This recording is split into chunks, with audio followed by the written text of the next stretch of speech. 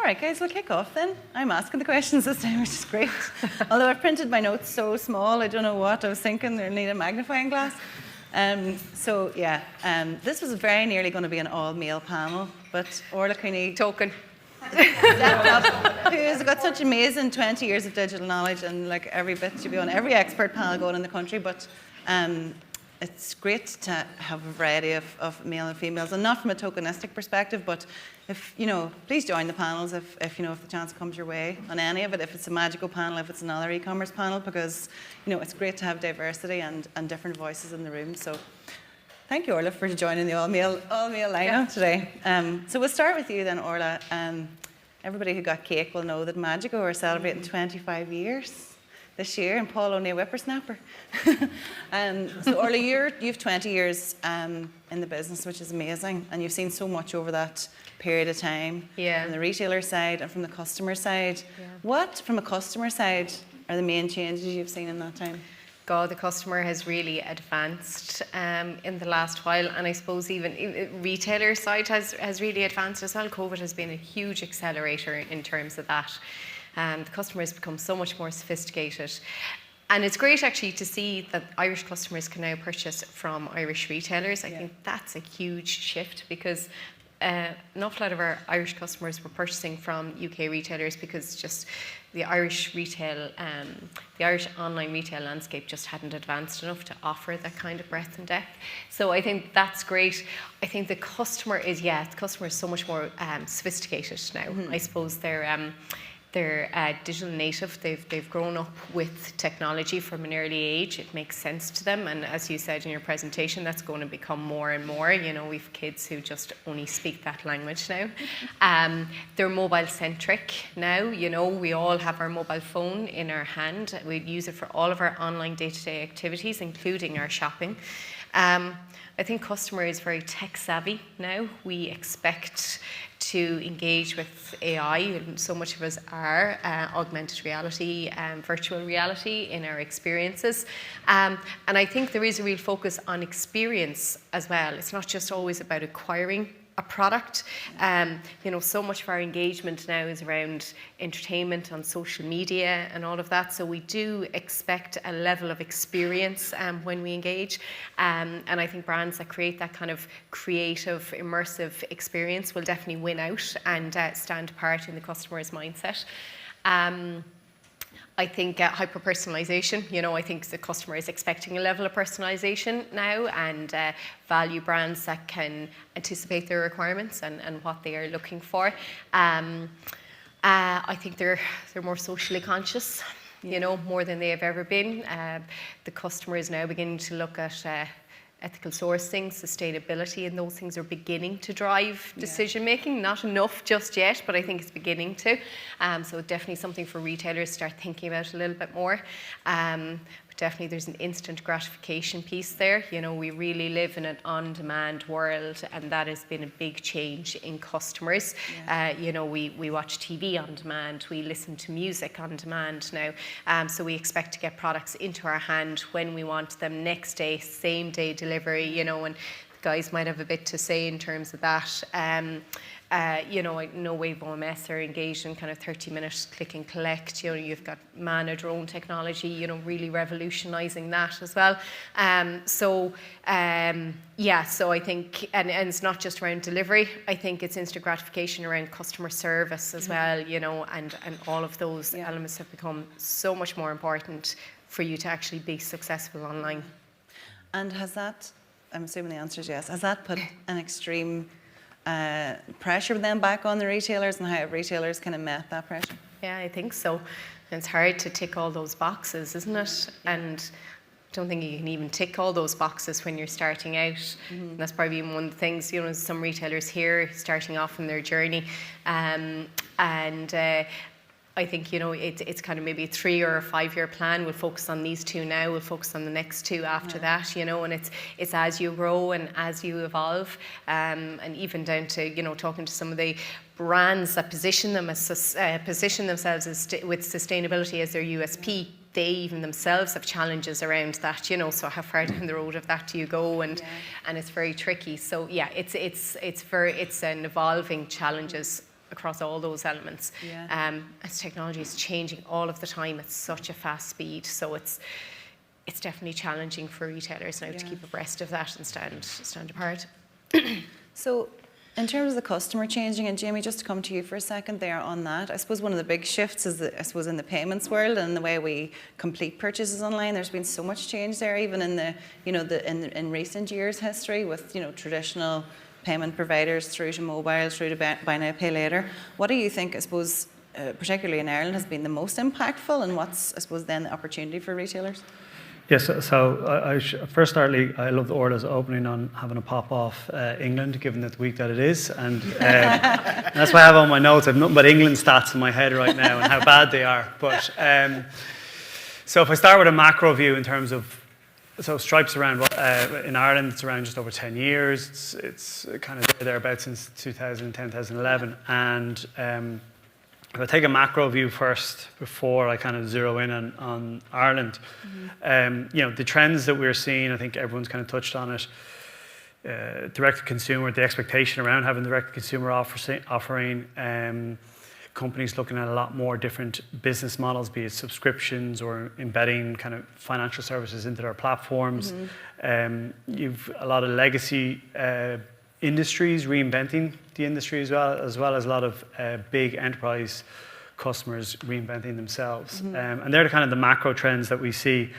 And then in general, what we're kind of seeing is you've done all this work to get the customer to like check out essentially, but there's a ton of friction in between that and getting that customer to pay and obstructing your growth path, and that's where we try and fit in that kind of money movement world. And in terms of the customers, and Irish customers in particular, where there's such high card penetration, but you have things like Klarna and Revolut coming to the market as well.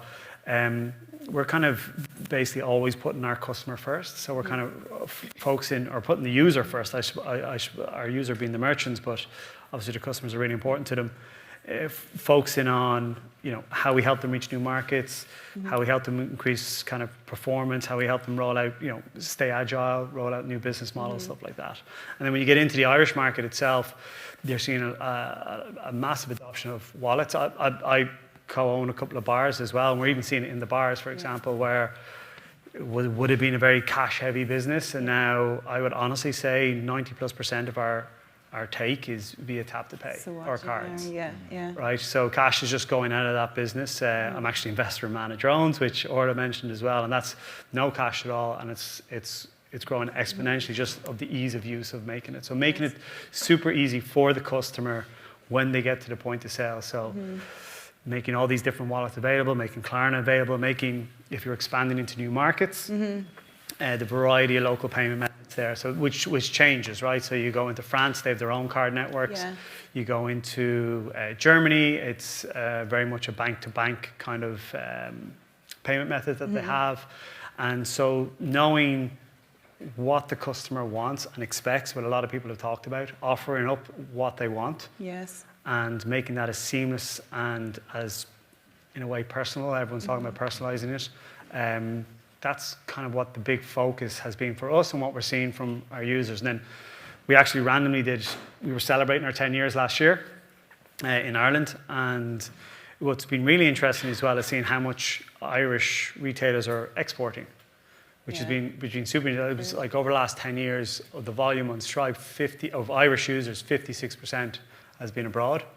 And you think traditional markets, UK, US, Germany, but what we're seeing from some Stripe users is where actually the fastest growth has been in the last couple of years has been France, Sweden, Canada, Japan. So it's making it easier for us to help our users expand their market as well as localizing for Ireland.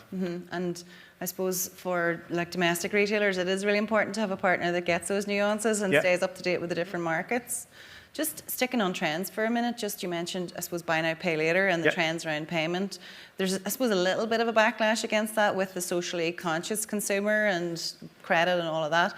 Do you think that facility is still going to continue to grow, given that we know the new generation is maybe more socially conscious, or? I think the horse is bolted in terms of buy now, pay later being offering. I mean, it's up to the merchant if they want to offer it. I mean, I can't speak for Klarna or any of them, or not even really speak for Stripe on it. We're like payment agnostic, so it doesn't matter if it's card, if it's a local payment method, if it's bank transfer, DD, buy now, pay later. We're kind of agnostic to that. We want to just make sure that when they click buy, that we get that through. We get that converted for you. It's authorized. We dynamically serve up the random various different rules around 3DS, for example, and make sure we can find the path of least resistance and do that very quickly for you. But in terms of buy now, pay later, I think the horse is bolted. It's around, and it has been around for a while. And you've seen that off the growth from Klarna, for example. But it's quite interesting even seeing Revolut as another payment method that's coming to the market. Like in Ireland, that has something like, I think they've 60% market penetration rate. Yeah, it's huge here, We've have a general released in the UK. It's coming into Ireland as just a payment method you can click and offer up. Such as demand around it. But that's always just listening to the users and what do they want? What does the customer want when they get, because you've done all that work, right? We've talked about a lot of like top of the funnel, working them down. You've all various different kind of leaky parts to it, but when they want to buy, that's where we want to make sure that it gets done for you. Yeah, excellent. And I suppose trends then as well, as we said, the customer's so demanding. They've got, they're really not so demanding, that sounds wrong. The demand, I suppose, has grown from what the customer expects. And Alan, I suppose moving into talking about personalisation and the whole personalised experience that kind of ties into that, that's obviously a huge part of your business. The move away from sharing less data back to the platforms is a trend that we're seeing, I suppose, with Google Consent Mode and cookies and all of that. How will that impact the future of personalisation? It should make it better. I think that we've been stealing data off people, and I think it's wrong. Okay, so we're all first-party data. I don't think platforms are using the data correctly at all. Okay. They're breaking laws all over the place. You don't need it. Like, you, as a shop assistant, you don't need to know somebody's email address to serve them. You just listen to your customers. And I think you got to be very respectful of data. I would say, like, somebody says, how do you know if you're doing it right or wrong? It's a smell test. Does it smell wrong? It's probably wrong. It's that simple. Yes. So I think it's really positive. Like, we were always first-party data, so iOS we were like, I was about to say we didn't care. We were thrilled. Excellent. That puts everyone else in the back foot. Same thing, Google, first-party data. Keep it in the store. It belongs to the retailer, not to us, so we can sell it on to the retailer's competitors. So I think it's actually a really positive thing. I think we ask for way too much data. We don't use most of the data we ask for. Okay, so we're all asked for our date of birth for everything. Who's using that? Yeah. And seriously, what are you going to do with it? Like, at the end of the day, if I'm a 90-year-old and I want to buy skateboards, sell me skateboards. Yeah. Treating me like I'm old is not the right thing to do. I can be whatever I want to be. I'm not 90, by the way, just point that out. So I think, like, we've always, because I've been in this game a long time, and we always started from demographic data, and you saw a lot of abuses with demographic data. You also find data goes stale unbelievably fast.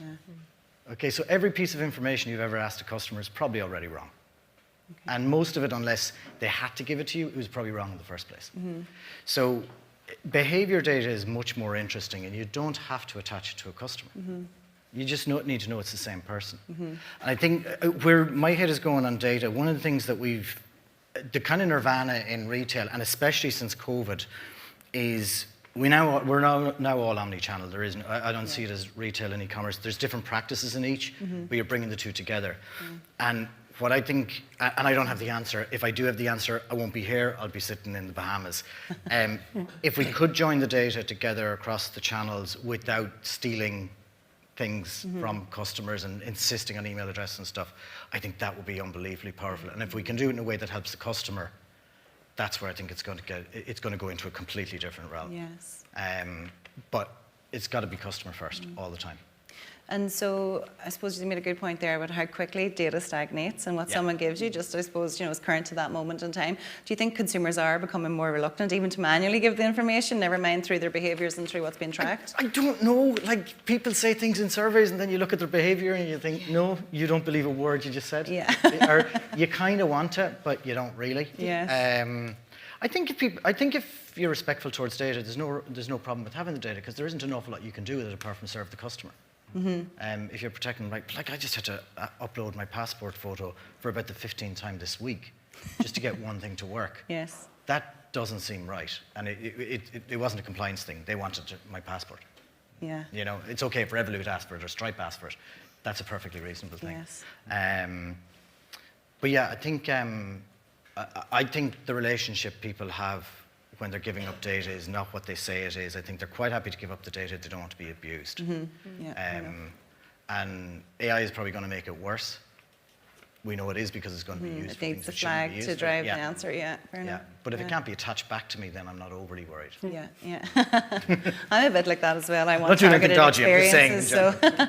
And Paul, I suppose from a Google perspective then, and they created the beast essentially in a way. So with PMax and all those campaigns that rely on flags and tracking and all of that, what do you think, I suppose, the likes of consent mode and the, scaling back on cookies, what does that mean for your industry? Kind of a bit like what you're saying. I think third-party cookies are gone. We've moved to first-party. It is definitely a way around it.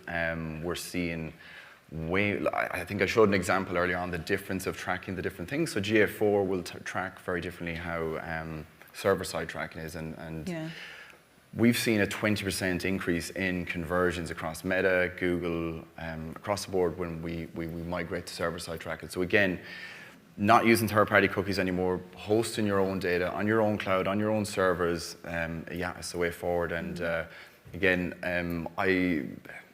look, Google have a lot on the line. They're solving these problems.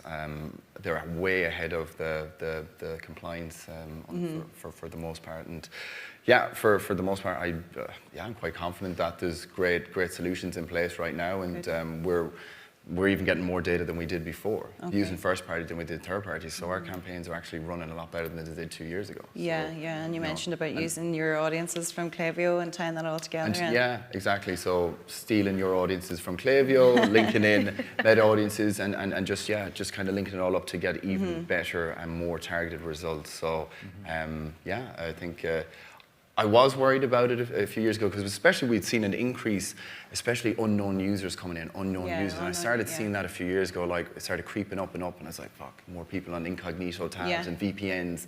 And that's kind of, I suppose, trailed off a little bit with the server-side tracking things. It's not much of an issue. So I'm quite confident that Google will be on it. Google will be on it. They're way ahead of it.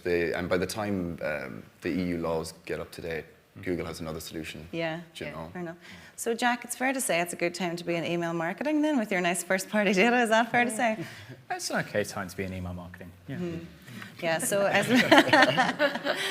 So I suppose from industry thinking and from, like a lot of this conversation around consumer preferences and first-party data, email has never been hotter. And I've worked in digital years and always loved email, but it wasn't the coolest kid in town for a while, but I think it's maybe coming back around, and people are starting to, retailers are shifting more of an emphasis back to email. Would you find that? Yeah, 100%. I think that when we think about the customer experience, the most important thing that we can do is we can communicate our values to customers. And historically, brands have had no issue spending an unbelievable amount of money on designing their website and making that all look lovely and swanky. But the piece that has been missing is communicating all of those values off the website. And subsequently, email has been a really useful channel for people to leverage. I think it's fantastic that there are agencies that focus on that communication piece, because it's so important to just make sure that people, wherever they are seeing your brand, understand what it stands for and why it's so important to them, or should be so important to them. And there's many other channels besides email that you can consider as well. Yeah, true. And I suppose for our retailers in the room then that are maybe either on Klaviyo, recently gone on to Klaviyo, considering Klaviyo, or have another email marketing partner that they're happy with, where should they start in terms of really taking their strategy to the next level? Because obviously with Klaviyo, there's a very powerful automated email flow side of the business, and then you still have your campaigns and all of that capability as well. Yeah. So if for the retailer that's starting out on that journey, what's your advice to them? I think we were having this conversation at lunch. Most retailers are so unbelievably time poor. So really focus on the issues that you guys are facing, which is taking up so much of your time, and start looking how you can implement basic automation to allow you to make your lives much more efficient, essentially. This allows you to focus on the things which honestly matter more, which is crafting the message, making sure it resonates with your customers, and we're handling all of the boring scheduling emails, making sure that they go in the right order, making sure there's times in between, making sure you're not accidentally sending it to someone at 11 p.m., whatever it may be. So there's a huge amount of automation that you can rely upon. The one thing I would stress is there are many ways to skin a cat, and you can have the most complex, unbelievably well-designed email strategy. Start with the basics. Make sure that you nail that. Make sure that you understand that your segments are operating as you intend them to. Make sure that your customers are resonating with the message before you start jumping into these really, really intense strategies, which you will eventually get set up. And in the automated flow side of the business then, what's the typical, I suppose, now you might not know this off the top of your head, but what's a kind of an optimum number for brands? Oh God, I was talking to somebody who was looking at enterprise brands, so very, very large brands. And they were saying like the average amount of emails that they send in a week is 500 separate campaigns, which is bonkers. And obviously that's not applicable to everyone. I think when you start to build those relationships, the brands that seem to have the best results seem to be sending 1 or 2 unique emails to their customer in a week. Okay. What I would say on that front is really rely upon triggers. So wait for a specific activity to take place, and when that activity takes place, then reach out to the customer. You don't want to be reaching out to the blue unless there's something that's really important to discuss or to speak about. Perhaps you have a promotion, perhaps your customer has achieved something. So for example, if you have a loyalty program, maybe they've got to the next tier. At that point, send them a message congratulating them, let them know the benefits, and then crack on from there. I think that those sorts of strategies and implementations where you are really focusing in on, you have a reason to reach out to customers, the ones that perform the best. But normally that's about 1 or 2 emails to customers on a weekly basis. On the flow side, and then in campaign terms, and I know this will be different for every retailer, like who's doing that very well in the Klaviyo ecosystem? We've got many examples. I think I was looking at Irish retailers recently, and when I think about who is doing a good job and who's standing out, it's often the people who are being more innovative. So they're thinking about how can I stand out from the competition. DID Electrical, if anyone's familiar with them, have really cool strategy in terms of implementing email and SMS in conjunction. Over and above that, there's some really cool examples of people who are nowadays leveraging emails alongside like physical post. So using integrations that actually operate or kind of feed out data from Klaviyo. So I think the examples that I love are the ones who are trying to be a little bit more nuanced, trying to be a little bit more unique in contrast to their competitors. Yes, excellent, very good. And Alan, sort of a similar question for you then, for retailers maybe in the room who are considering the personalization aspect of their website, maybe integrating with you guys. Where is the best place for them to start? Because I know there's some great examples on your website and your blog of retailers doing it very well. So what would be your advice for retailers starting out? Just buy ShopBox, it's fine.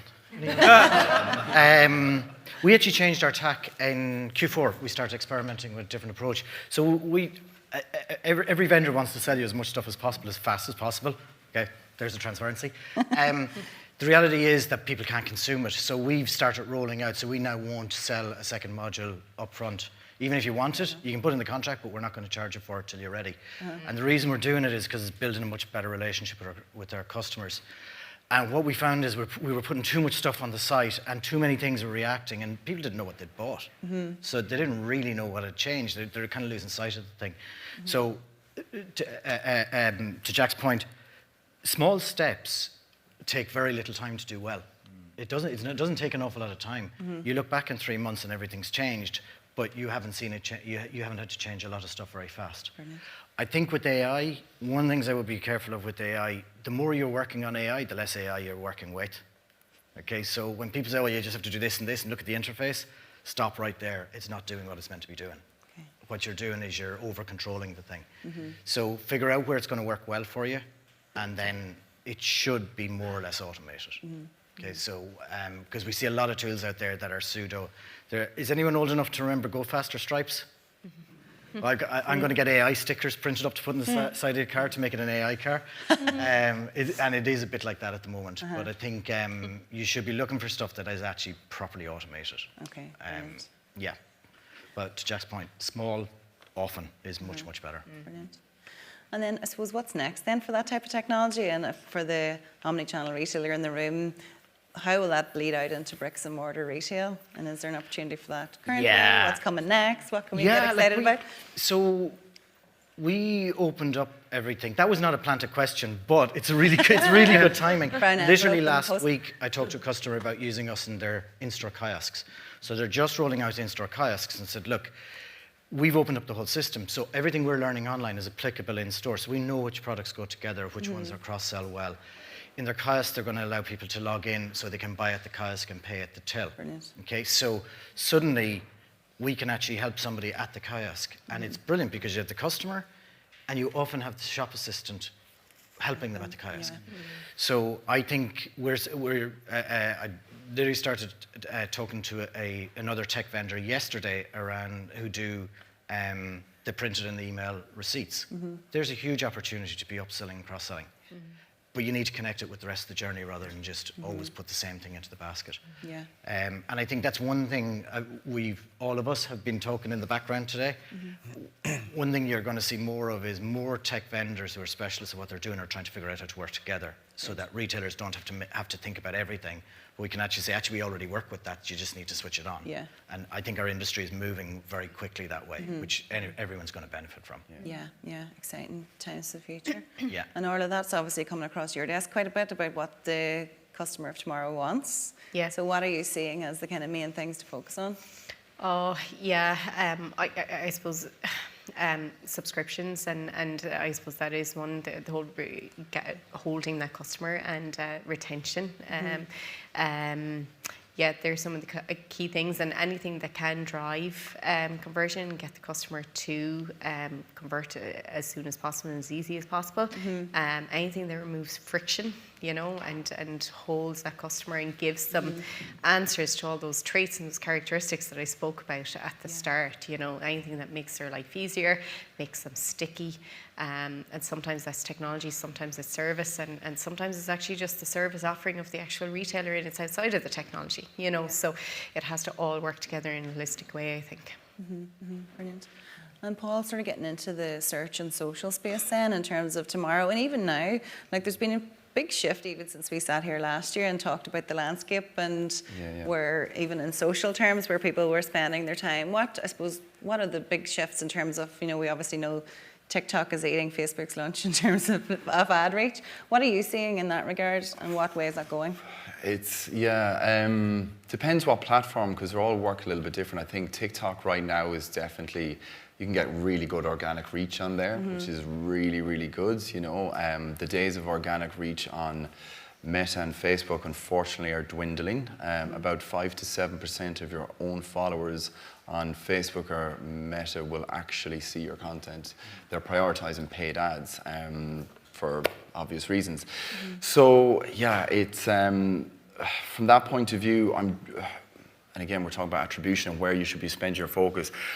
I am seeing and working with brands that might, and again, I'm not knocking any channel, they all serve their purpose, but I would be reluctant to spend huge amount. Like, there's a brand we're working with, there's about 3 or 4 people churning out their organic content every day, and I'm like, 3% of your audience are going to see that. Maybe 5 or 7%. So it's like, is that really the best use of your time?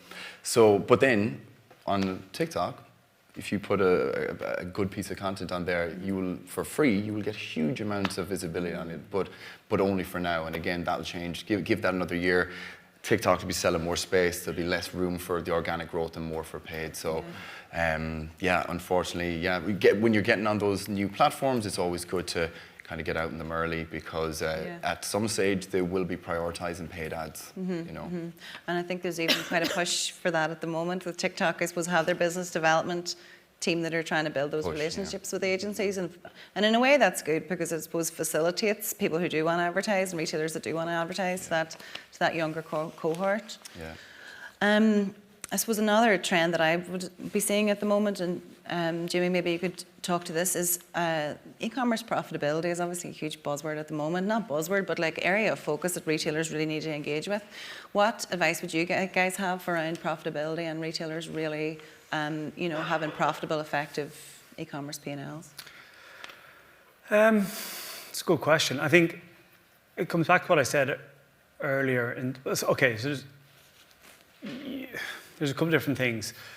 You spent, there's big opportunity costs that you spent in terms of getting people to sell. So understanding what your authorization rates at the point of sale. Not a lot of people understand what it is.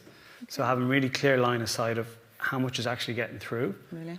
I think is just really important. So getting an understanding of the data, making sure you are serving the right payment method to the customer that they want, and knowing like, so we can obviously do that dynamically and know that if it's an iOS device, an Android device, if it's a desktop, know if it's Apple Pay, Google Pay, or whatever, right? I think you're going to see like 20% of global commerce is online. So only 80% is offline. I think joining up the dots between online and offline is and we're seeing that with a lot of, we have a terminal offering as well.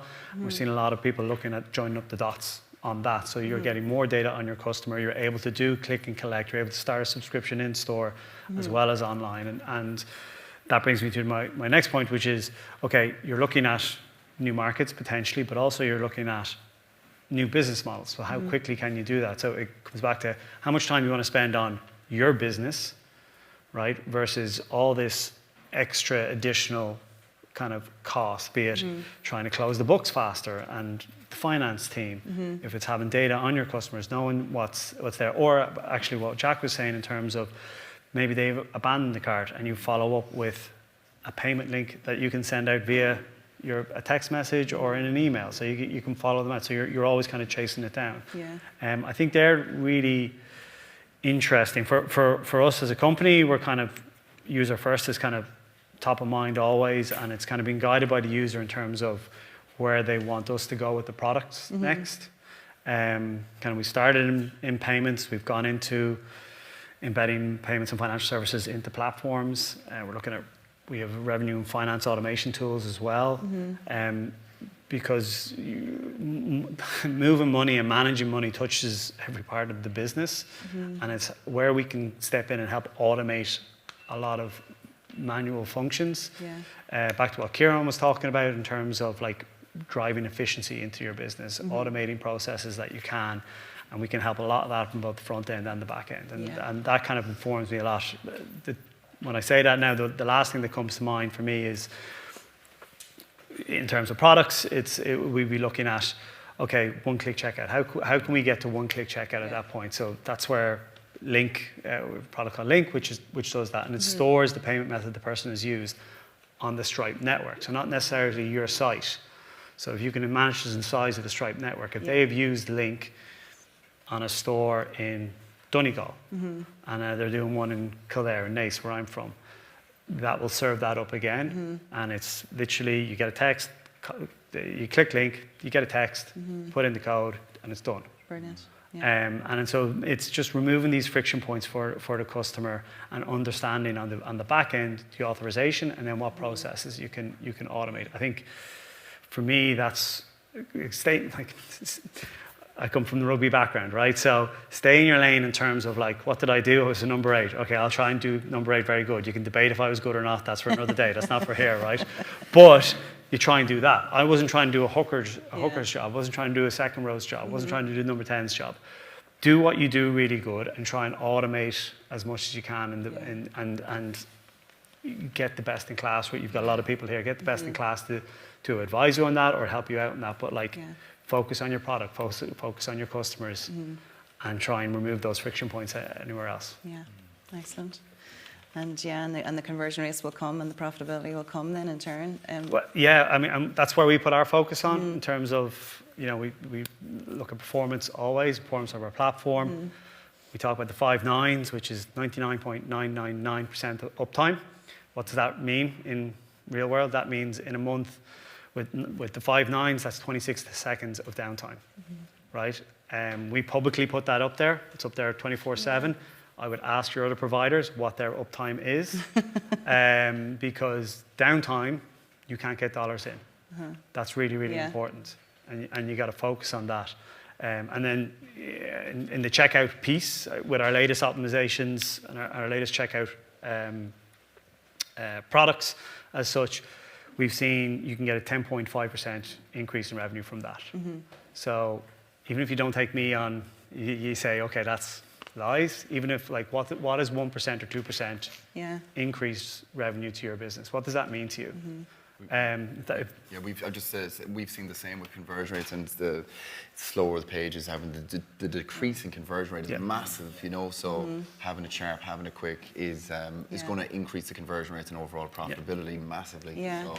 absolutely. And having even those marginal percentage points and fractions of percentages is obviously so central to success. And Orla, you would probably see across the board with retailers working on P&Ls, the profitability, I suppose, is you know, it's central to success, because it's very easy, obviously, to burn money online. What advice would you have for retailers who are wanting to get more of a handle on what their, you know, ultimate profitability is? Yeah, and so to get a handle on it, first of all, I'd be surprised how many retailers there, and it's tricky, right? Because you're going online for the first time, you're investing money, you're hiring resources, you have to invest in acquisition strategies to actually drive revenue onto the site. So there's an awful lot of investment that goes into the online store in those initial 2 or 3 years to get yourself to a trading level where it starts to kind of wipe its face. Sometimes I have seen retailers kind of just get overexcited at that point and continue to throw money at it, you know, and not being strategic about it and not thinking, okay, well, I'm going to sit tight here now. I am going to look at how profitable this is. They're continuing to invest and then they kind of lose control. And sometimes you see, you know, 7-figure sums in terms of annual online revenue, and you talk to a retailer and they're not actually profitable, and you're like, really? But that happens, and it happens a lot more than you would think sometimes. I suppose anything that you're doing, particularly in the early days, you have to spend money to acquire customers, get to that base level, and thereafter, anything that you're doing, you should be looking at the cost benefit, you know. So if it is going to be an increased subscription, is it going to be is it going to make a 10% or 20%, 5%, 10% uplift in my sales, which will meet the cost but actually bring, you know, other values to the business. So I think that's really important, and looking at the figures, knowing the numbers, we talk about it a lot, and having a feel for that, it really is important. Yeah, I think that's probably one of the number one takeaways maybe from today, is around the data and all its guises, to get close to it. So that's kind of the main panel questions. I've got one quick fire question, Ursula, and it's for the panelists, and it is tell me quickly a global brand, not Irish, not connected to anybody that you know or work with or anything like that, but that you love, and why. Quickly, Orla, I'll go with you first. Oh God. Okay.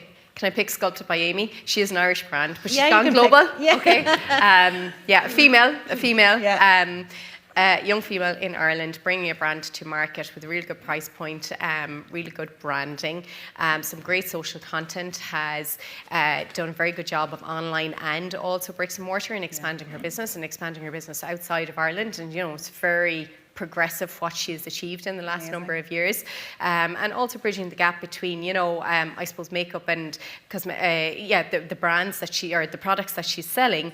Typically, you would have to go in store to actually try those brands out, but she's been very smart in terms of the how she's colour matching the content that's provided on their social channels and on their website, and video content, and also the loyalty and retention that she's going on there. So yeah, she's got a whole round package. So definitely, fangirl over. Me too. She's amazing. Yeah. Absolutely. Alan, what about you? Mine's a weird one, Netflix. And I'll tell you, Netflix is really weird. I'll tell you why. How many of you type into Google the name of the movie on Netflix? You don't. You type in Netflix and go straight to Netflix. Yep. Netflix took a paradigm which meant Google owned the internet, and they said, we're not going to stand for it. Netflix is going to be the brand. You go to Netflix to search. And that was a fundamental shift in the internet. Also, how many of you go to Netflix and type in the name of a movie? That's exactly, there's one. There's always one, two in this room. Yeah. Most of us actually get curated. Yeah. So they changed how people interact with the website, and that's why their fundamentals are just unbelievable. Amazing. They don't talk about them, but when you watch them, they're really, really clever at what they're doing. And it can even create content off the back of what they know, what the algorithm can tell them about what people want. So really fantastic, good example. Paul, what about you? It's a good question. There's a quite relatively new brand called Space Goods. It's a mushroom coffee brand. Not sure if you've heard of it. That's very on brand for you, Paul, with your man bun. And You're being authentic. It's mushroom coffee. Mushroom coffee. But what I loved about them is I love using data and trends to get ahead, and I like to leverage as best you can. But one of the things that I've seen them do early doors was they're only 2 years in business and they're already 20-30 million turnover, so it's really, really impressive. But they were looking at just simple stuff that I was showing you earlier, like trends like around coffee's giving me anxiety rather, and heart palpitations from coffee, and they were leveraging all of those search terms and trends around that, because with the mushroom coffee you can get the same focus benefits from it, but you're not going to necessarily get any of the kind of the anxiety. And that's Space, what's the name again? Space Goods. But I just seen them to just, in a very short turnaround time, leverage real-time data and just turn it around really quickly. And they turned a problem and gave a solution immediately. Super. So it was really, it was a good one. Brilliant. Jamie, what about you? I've Netflix in my head now and thinking my daughter has no idea what a VHS tape is. I'm going to stick with an Irish company. Smith's Toys, I spend half my wages on it with my two daughters, but Smith's Toys, they're a user of ours, are really, really impressive in how they operate, how they've stayed in Galway as their HQ, and how they approach the omni-channel kind of point of view. They're really impressive. And then there's, just because we were looking at pets earlier, Kennel Booker. Not a lot of people know it, but if you've had to book your cat or your dog into a kennel, they are a platform that has a one-man band. Amazing. I think he's in Donegal or maybe Sligo, I can't remember. He has scaled that to 60 plus countries as a one-man band, and as a platform solution for in that vertical. And he's been really, really impressive in terms of his go-to-market strategy, how he's scaled it pretty seamlessly, how he's done it incredibly efficiently, and how he's looked at starting as a SaaS model and embedding kind of payments into it, and having multiple revenue streams from it has been unbelievably impressive. Brilliant. Kennel Booker. Okay, check that out, guys. And last but definitely not least, Jack, what about you? I've spent all this time trying to think of something smart, and I'm not really coming up with anything, I'll be honest. No, you're genuine. We can talk about Ireland and England this weekend. Yeah, the maybe or the Stripe IPO, will we talk about that? You can be Jackie Hurley. Let's go. I will say Sephora, and I'm not sure. Does Sephora exist in Ireland? No, but most people know about it. Okay. Yeah, we Okay, got it. So it doesn't exist in the UK either, and I've never. Oh, there you go. So you're not the target market. There we go. I would say, so I've never seen more customer loyalty than my fiance tracking down Sephora's, to the point that we actually genuinely plan where we go on holiday based on which nations have Sephora. Now, she doesn't know that the UK has them, so I don't know that the UK has them. But when I come back tonight and tell her, she's going to be over the moon. So thank you guys so much. I How appreciate quick it. they defended. Jumped in. Brand loyalty right there. Yeah. Brilliant. Guys, thanks so much. I think that's everything. Brilliant panel discussion. Thanks so much for your contributions. I think that's everything from the panel. Thank you. Yeah.